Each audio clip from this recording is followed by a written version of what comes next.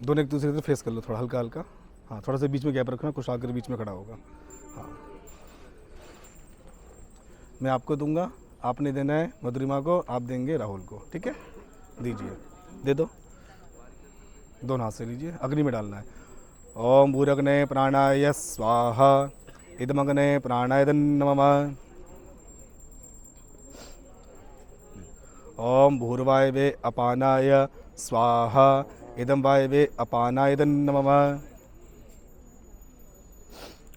ओम स्वरादित्याय व्यानाय स्वाहा, इदमादित्याय व्यानाय नमः। अब फेरा लेंगे, आपने मधुरिमा आगे चलना है, धीरे धीरे आप इनके पीछे चलेंगे। और अब जब आगे चलें धीरे धीरे चलना है, सीधा पैर उस पत्थर से लगा के तब आगे बढ़ना है। जो रखा है ना वो, दोनों ने साथ साथ चलना है, आगे पीछे। हाँ, ऐसे ही बढ़िए, आगे बढ़िए, साथ साथ साथ एकदम। हाँ हाँ, टच करना है बस, ऊपर नहीं रखना उसके। हाँ, साथ बिल्कुल चलेंगे दोनों, आगे बढ़िए। हाँ, नहीं नहीं, आप नहीं। ओम यानी कानी च पापानि जन्मांतर कृतानि च तानि सर्वाणि नश्यन्तु प्रदक्षिणा पदे पदे। यानी कानी च, अपने स्थान पे खड़े हो जाना। आप यहीं खड़े हो जाओ, आप इनके पीछे से जाओ, अपने स्थान पर खड़े हो, यहीं रहो, अब यहाँ आ गया हो। हाँ, फिर आप कुशाग्र आप आइए, फिर ऐसी खील डालनी है, दीजिए। ओम भूरग्ने प्राणाय स्वाहा, इदमग्ने प्राणाय नमः। ओम भूर्वायवे अपानाय स्वाहा, इदम वायवे अपानाय नमः। ओम प्रजापते स्वाहा, इदम प्रजापते नमः। अब दूसरा फेरा ऐसे जैसे पहले लिया था ना, ऐसे ही आराम आराम से चलना है दोनों ने। आप पीछे, हाँ, हल्का हल्के चलो, धीरे धीरे चलो दोनों, चलिए। ओम यानी कानी च पापानि जन्मांतर कृतानि च तानि सर्वाणि नश्यन्तु प्रदक्षिणा पदे पदे। यानी कानी च पापानि जन्मांतर कृतानि च तानि सर्वाणि नश्यन्तु प्रदक्षिणा। अपने स्थान पर खड़े हो जाओ, आप पीछे से जाके अपने स्थान पर।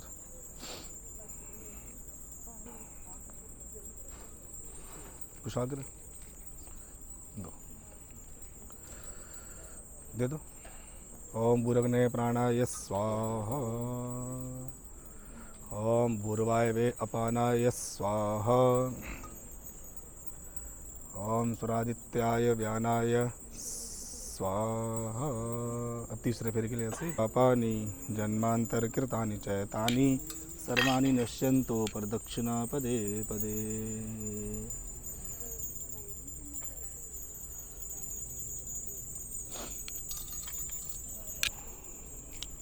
आओ अपने स्थान पर।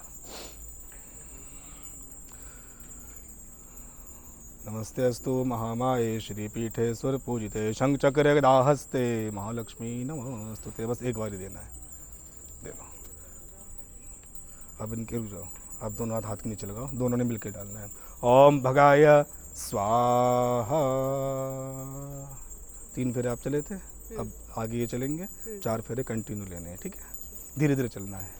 हाँ, पत्थर पे अब दोनों ने पैर नहीं लगाना है, बस ऐसे ही चलना है धीरे धीरे। यानी कानी च पापानि जन्मांतर कृतानि च तानि सर्वाणि नश्यन्तु प्रदक्षिणा पदे पदे। ओम ध्याये नित्यं महेशं रजतगिरिनिभं चारु चंद्रावतंसं। 4 हो गए, 5वें के लिए आगे बढ़ गिनते रहना। रत्नाकल्पजलांगं पुरुषाभिहस्तं प्रसन्नं पद्मासीनं समन्तात् स्तूतं मर्गणे व्याघ्रतिमसानं विश्वाद्यं विश्वबीजं निखिलमेहरं पंचभक्तं त्रिनेत्रं सां सदाशिव पार्वती पते नमः। 5 हुए, हाँ, छठे के लिए बढ़िया आगे। ओम वसुदेवसुतं देवं कंसचारुर्मर्दनं देवकी परमानन्दं कृष्णं वन्दे जगद्गुरुं। देहि सौभाग्य आरोग्यम देहि में परमं सुखम। 6 हो गए, 7वें के लिए बढ़िए। मंत्रार्था सफला संतो पूर्णा संतु मनोरथा शत्रुनां बुद्धिनाशाय मित्राणां बुधस्तये। यानी कानी च पापानि। 7 हो गए, चेयर आगे कर दो कुशाग्र। अपने अपने स्थान पर बैठ जाइए, बैठ जाइए, सब जने बैठ जाइए।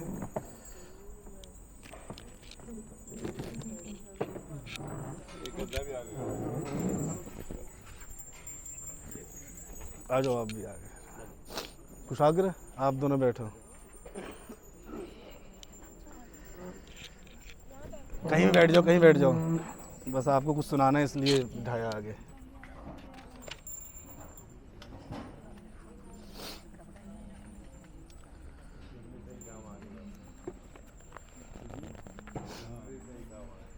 फेरे आपके हो चुके हैं। होता क्या, जब फेरे हो जाते हैं ना जगह बदल दी जाती है, लड़की इधर और लड़का उधर।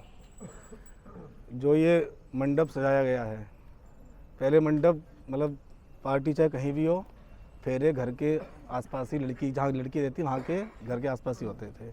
तो कहते हैं कि मंडप सजाने से घर की शोभा होती है, और जो खील अग्नि में डाली है उससे भगवान अग्निदेव प्रसन्न होते हैं।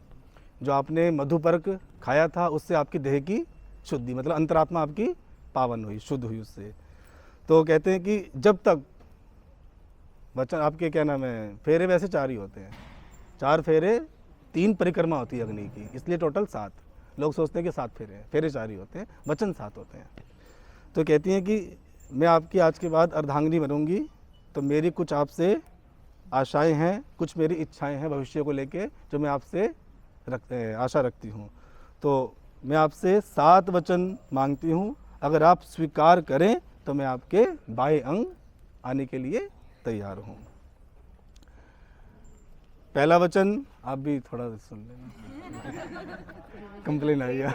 दोनों को सुनना है, इधर वाला भी सुनना है। हाँ सुना दोनों को, सही बात। वचन बड़े इजी है, कोई मुश्किल नहीं है, मानने की ऊपर बात है। पहला वचन है, जैसे कि आज आपने यज्ञ किया, तो ये कहते हैं कि आज के बाद आप कोई भी यज्ञ या तीर्थ करेंगे तो मुझे अपने साथ लेके आपको करना होगा। आज से पहले आप कुंवारे थे, आपने पूजा, आपने सुना होगा कि हवन, पंडित जी बोलते जोड़े से हवन होगा, कथा होगी जोड़े से होगी, सत्यनारायण की कथा जोड़े से होगी।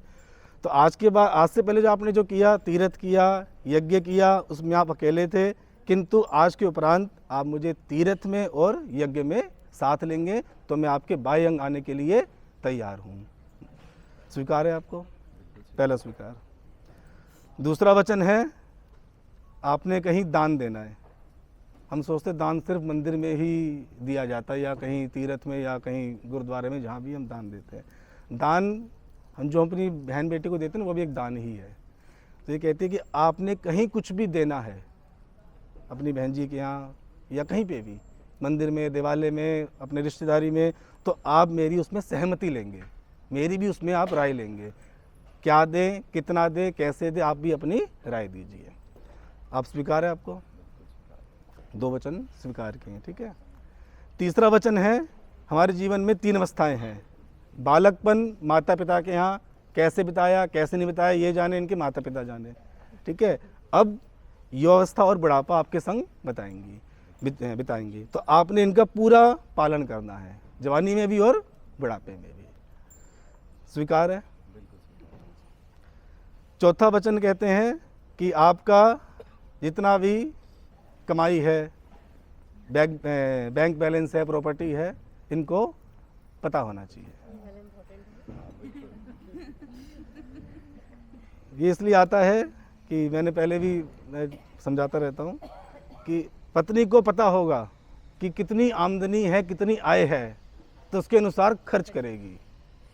नहीं पता होगा, आप कमाते हो फॉर एग्जांपल 100 रुपये कमाते हो, इनको पता ही नहीं, इन्होंने महीने के 200-500 खर्च कर दिए, फिर आप क्या करेंगे?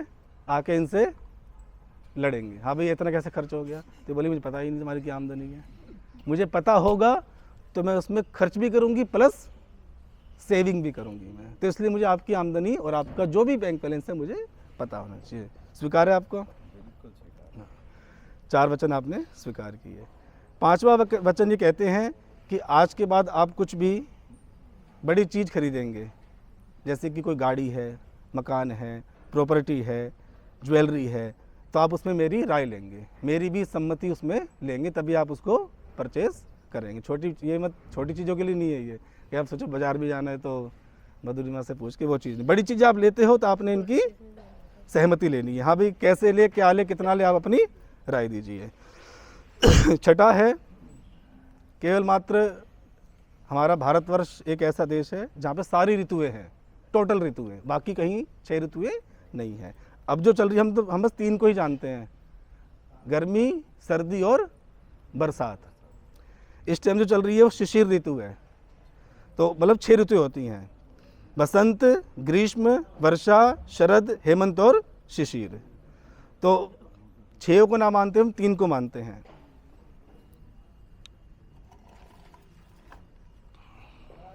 तो ये कहते हैं कि सर्दी में सर्दी जैसी व्यवस्था, गर्मी में गर्मी जैसी व्यवस्था और बरसात में बरसात जैसी व्यवस्था आपने मुझे प्रदान करनी है। मुझे सुविधाएं उस चीज़ उसके अनुसार चाहिए होंगी। आजकल तो देखो दोनों पति पत्नी डिपेंड होते हैं।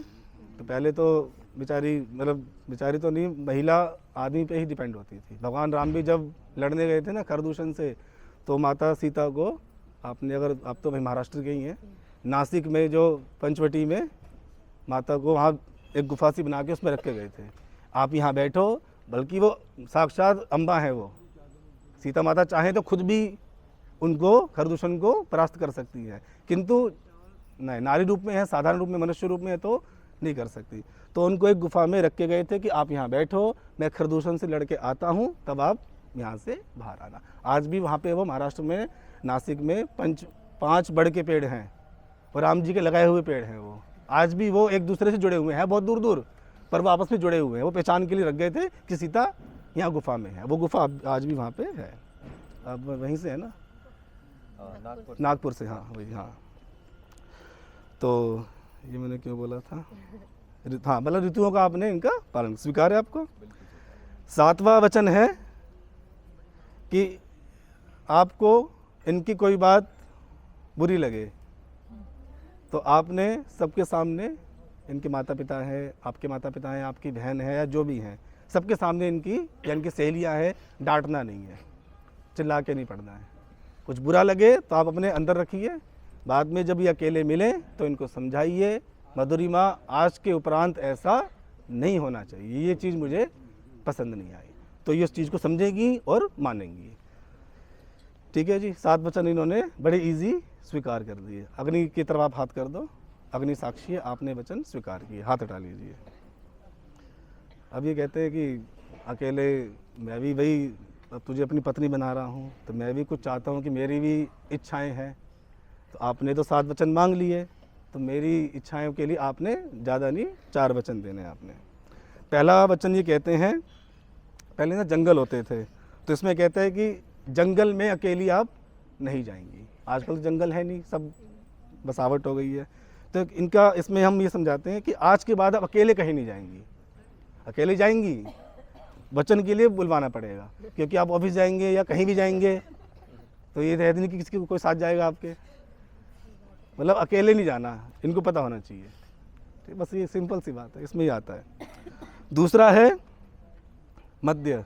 मद्य कई प्रकार का होता है। मद्य बोलते हैं नशे को, लालच को। तो मद्य बहुत तरीके का है। जैसे आजकल आपने देखा होगा कि सबको हर चीज़ का अपना एक नशा है। किसी को शराब का है, किसी को पैसे का है, किसी को ताकत का है, किसी को किसी चीज़ का है, सबको एक को ना कोई नशा है। तो ये कहते हैं कि आपके लिए सबसे बड़ा लालच और नशा मैं होना चाहिए, बाकी चीज़ बाद में। चाहे आपके माता पिता हो, चाहे भाई भाभी हो, चाहे कोई सहेली हो, चाहे कोई भी हो, फर्स्ट में, चाहे पैसा हो, कुछ भी हो। औरत के लिए सबसे बड़ा जो दर्जा है पति के लिए, पति है तो सब कुछ है, बाकी चीज़ें तो आती रहेंगी। तो ये कहते हैं कि आप मुझे पहली प्रायोरिटी देंगी, बाकी चीज़ों को सेकेंडरी आप रखेंगी। स्वीकार है? 2 वचन इन्होंने स्वीकार किए। तीसरा वचन है, इसमें बुलवाते हैं कि माता पिता के यहाँ मेरी आज्ञा के बिना आप नहीं जाएंगे। तो फिर लड़की कहती है कि 2 त्यौहार ऐसे हैं, भाई दूज है, रक्षाबंधन है, जो मुझे जाना ही पड़ेगा। तो जहाँ तक भाई मैंने पहले भी इनको देखा है, लड़का तो बेचारा बहुत एकदम बहुत अच्छा है।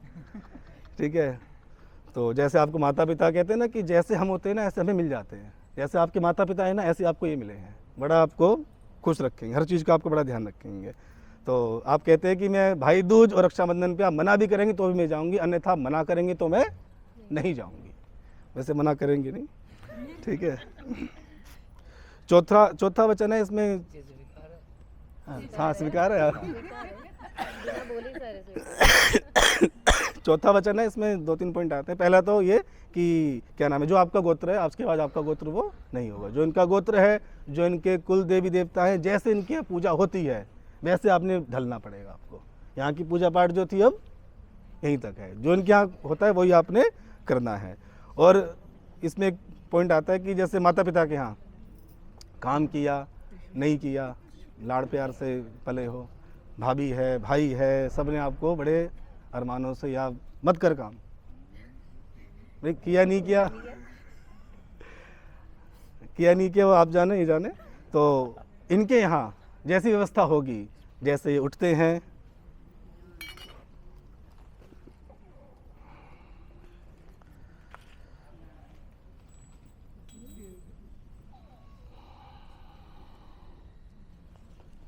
इसकी जरूरत है नहीं अब वैसे बीच में।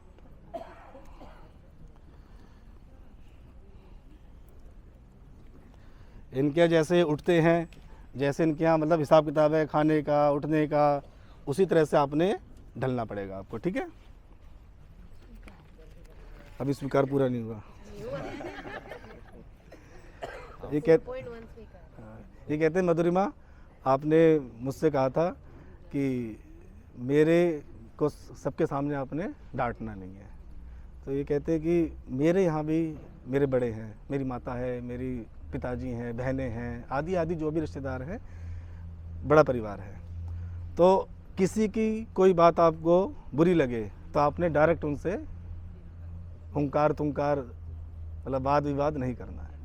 कोई बात बुरी लगे आप उसको माइंड में रखो, अपने अनुसार उसको उस टाइम टाल दो, बाद में इनको बताओ जब ये ऑफिस से आए, हाँ जी आ जाओ, ठीक है।